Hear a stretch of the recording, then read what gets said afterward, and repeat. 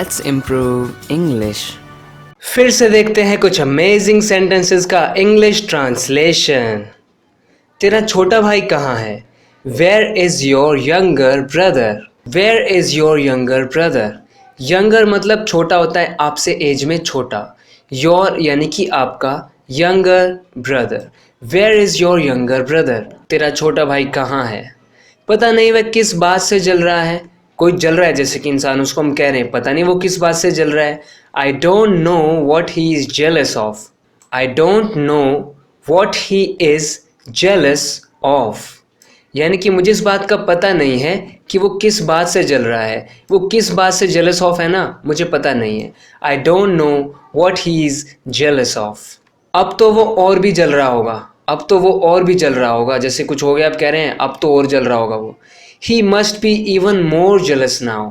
He must be even more jealous now. Must be का मतलब होता है जब हम पॉसिबिलिटी बताते हैं कि प्रेजेंट में ऐसा शायद होगा, कि प्रेजेंट में शायद वो अभी तो इवन मोर यानी कि और भी ज़्यादा जेलस होगा। नाउ यानी कि अभी। He must be even more jealous now. मुझे अजीब सपने आते रहते हैं। I keep having strange dreams. I keep having का मतलब होता है मुझे आते रहते हैं। कीप के बाद वर्ब में आईएनजी आता है।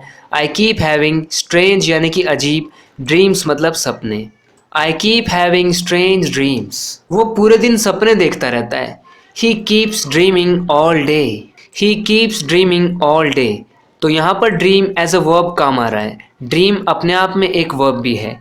ही कीप्स ड्रीमिंग यानी वो ड्रीम करता रहता है, सपने देखता रहता है ऑल डे, पूरे दिन। वो बहुत गुस्से में है, तुम्हारी नहीं सुनेगा। कभी कभी जब कोई गुस्से में होता है तो वो किसी की नहीं सुनता। He is too angry to listen to you. T double O और टी सिंगल ओ, इनसे एक स्ट्रक्चर बनता है। इसका मतलब कोई ज़्यादा ही कुछ है, यानी कि two plus adjective plus two plus verb आता है इसके अंदर। ही इज़ टू एंग्री यानी वो इतना ज़्यादा गुस्से में है। वो टू एंग्री है, वो इतना ज़्यादा एंग्री है, इतना एंग्री है कि वो लिसन नहीं करेगा। He won't listen to you. He is too angry to listen to you. जैसे कि I am too tired to work, कि मैं इतना थका हुआ हूँ कि काम नहीं कर सकता। वैसे he is too angry to listen to you. वो इतना गुस्से में है कि तेरी सुन नहीं सकता, तेरी सुनेगा नहीं। पहले तो मैं खुश नहीं था। आई was not happy at first.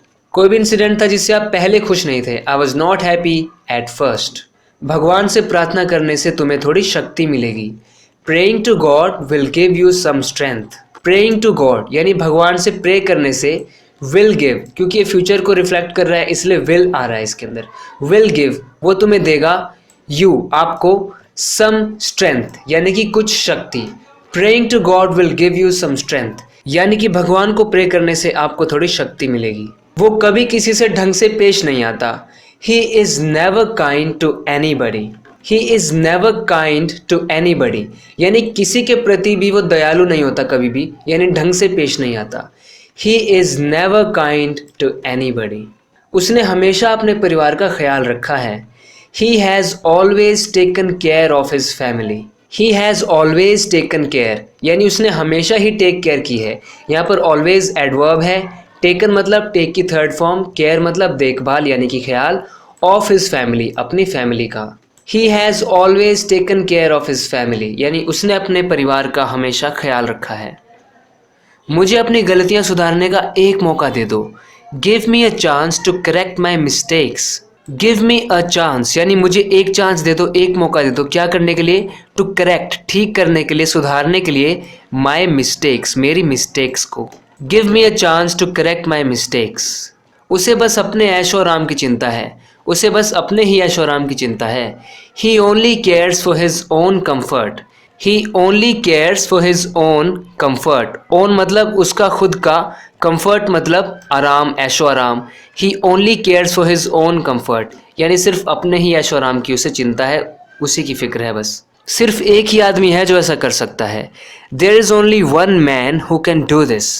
There is only one man who can do this.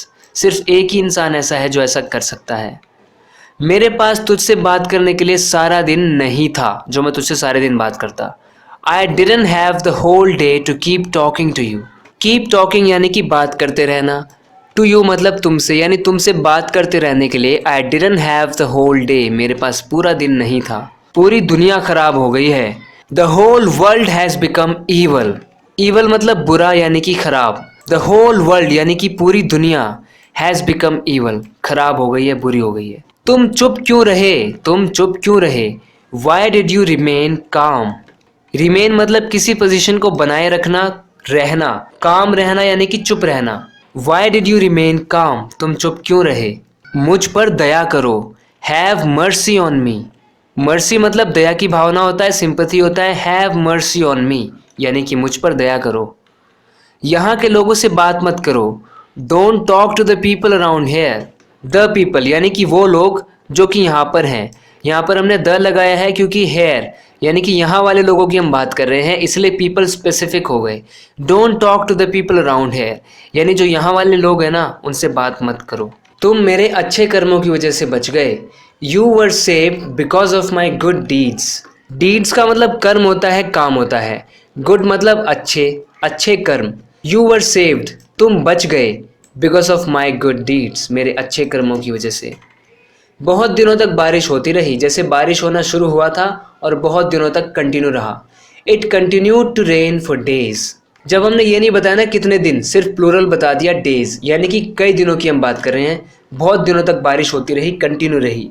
It continued to rain for days यानी कई दिनों तक बारिश होती रही। तो फ्रेंड्स ये था आज की वीडियो में। आपने कुछ ना कुछ नया तो ज़रूर सीखा होगा। फ्रेंड्स अगर आपको मेरी ये वीडियो पसंद आई हो तो इसे लाइक करना, चैनल लेट्स इम्प्रूव इंग्लिश को सब्सक्राइब करना, ताकि हर वीडियो के बारे में आपको पता चल जाए और उस वीडियो को देखकर आप अपने इंग्लिश को इम्प्रूव करें। मिलता हूँ आपसे नेक्स्ट वीडियो लेसन में, तब तक के लिए take care and bye bye.